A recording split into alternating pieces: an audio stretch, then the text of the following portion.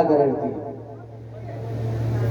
पहले तो हम कहते हैं कि अरे हमारे बच्चों की शादी हो जाएगी तब भजन करेंगे, पर जैसे बच्चों की शादी हो जाती है, हमारे नाती पोता हो जाते तो उनमें चित्त लग जाता है। फिर कहते हैं कि अरे नाती की में शादी हो जाएगी तब हम भगवान का भजन करेंगे।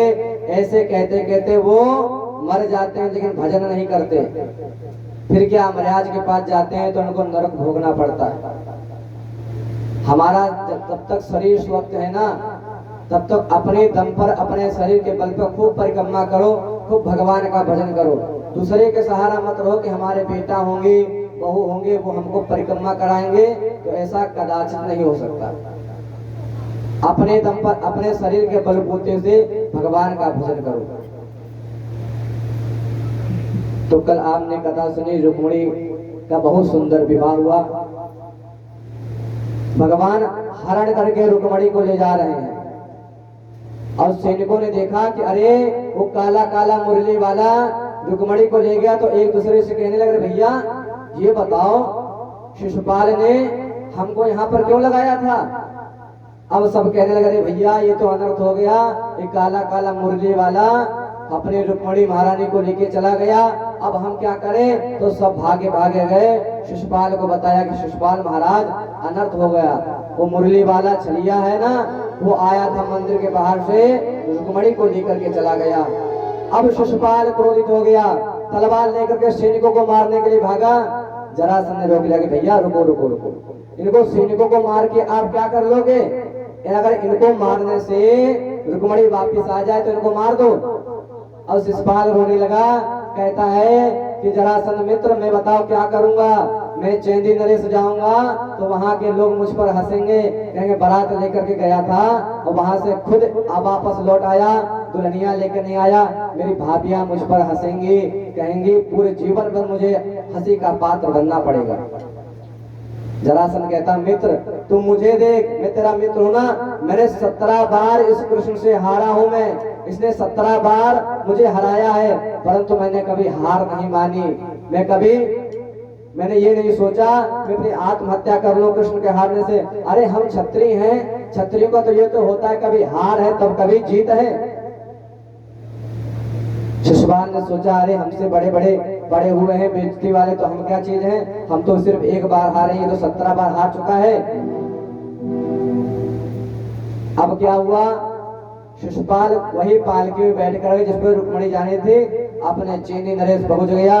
इधर जब रुक्मिणी के बड़े भाई रुक्मी को पता चला कि मुरली वाला आया था द्वारिकाधीश, मेरी बहन को लेकर के चला गया, उसने तलवार उठा ली और कहता है जब तक मैं अपनी बहन को वापस लेकर के नहीं आऊंगा तब तक इस कुंडनपुर में मुख नहीं दिखाऊंगा। ऐसा प्रण कर लिया महाराज और सैनिक लेकर के चल पड़ा है। और भगवान जैसे द्वारिका जा रहे थे रास्ते में रोक गए। भगवान से कहता है, भगोड़े कहाँ जा रहा है, मुझसे युद्ध कर। भगवान कहते, रुक्मी तू क्यों मरने के लिए चला आया मुझसे युद्ध करने के लिए? रुक्मी कहता है कि ये भगोड़े ये छलिया तू मुझसे युद्ध कर, आज मैं तुझे छोड़ूंगा नहीं। भगवान अपने रथ को रोक लेते हैं, रथ के नीचे उतर के आते हैं, रुक्मी से युद्ध करते हैं। जब रुक्मी के पास कोई अस्त्र शस्त्र नहीं बचता है, भगवान तलवार निकालते हैं तलवार, तो रुक्मिणी सोचने लगती है अगर कन्हैया ने आज मेरे भाई को मार दिया तो अपनी वैधव्य भाभियों को देखूंगी जब भी, तब भी मुझे दुख होगा। सब कहेंगे कि ऐसा विवाह किया रुक्मिणी तूने कि अपने भाई को ही तूने मरवा डाला। अब रुक्मिणी चरणों में गिरधारी के लेट गए, कहते गिरधारी सब कुछ करना परंतु मेरे भाई को मत मारना। भगवान कहते हैं, अरे रुक्मिणी ये तुम्हारा भाई है तो मेरा भी तो कुछ लगेगा, तुम्हारा भाई है तो मेरा साला लगेगा, मैं अपने साले को क्यों मारूंगा? भगवान ने जाकर के उसके बाल घोट दिए और जैसे बाल घोट रहे थे ना, दाऊ जी पीछे से आगे। दाऊ जी कहते, अरे कन्हैया तेने ये कौन सा काम चालू कर लियो नाई को? अरे शादी होते देरी नहीं, धंधा चालू कर लियो, तू बड़ा जुगाड़ी है। अब समझ को लगता है शादी के बाद में खर्चा ज्यादा हो जाता है तो धंधा चालू कर लियो। कन्हैया कहते, नहीं नहीं दाऊ भैया तो धंधा ना चालू कियो।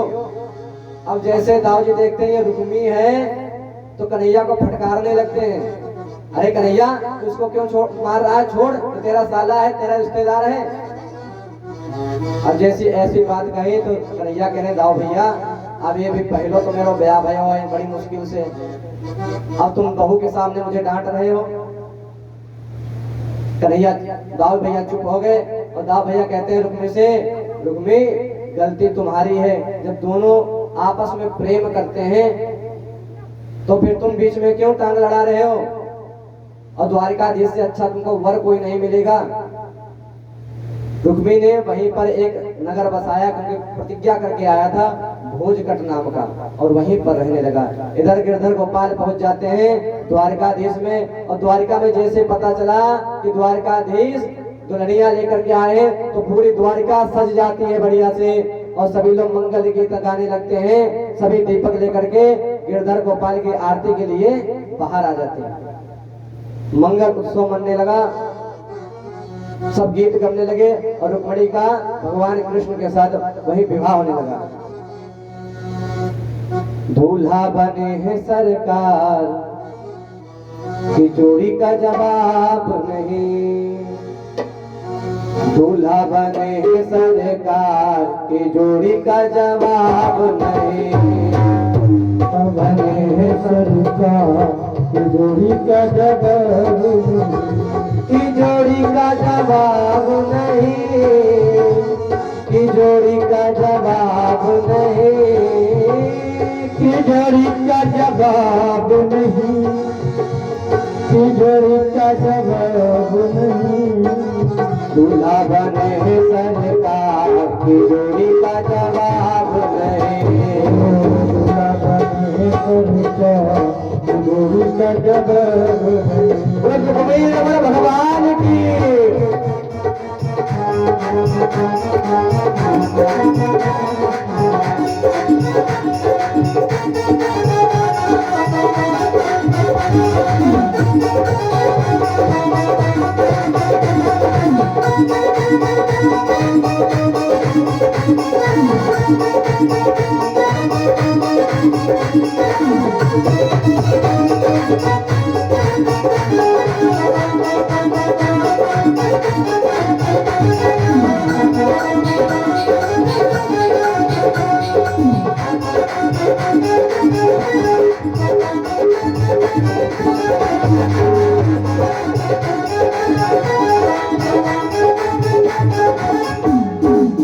कुंदनपुर की रुक्मिणी प्यारी, कुंदनपुर की रुक्मिणी प्यारी, कुंदनपुर की रुक्मिणी प्यारी, कुंदनपुर की रुक्मिणी प्यारी, द्वारकापुर के नंदलाल जोड़ी का जवाब नहीं, दूल्हा बने सरकार जोड़ी का जवाब नहीं, की जोड़ी का जवाब नहीं, की जोड़ी का जवाब नहीं, की जोड़ी का जवाब नहीं, की जोड़ी का जवाब नहीं,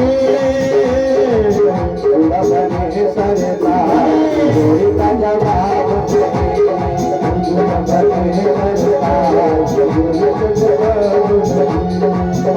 भगवान की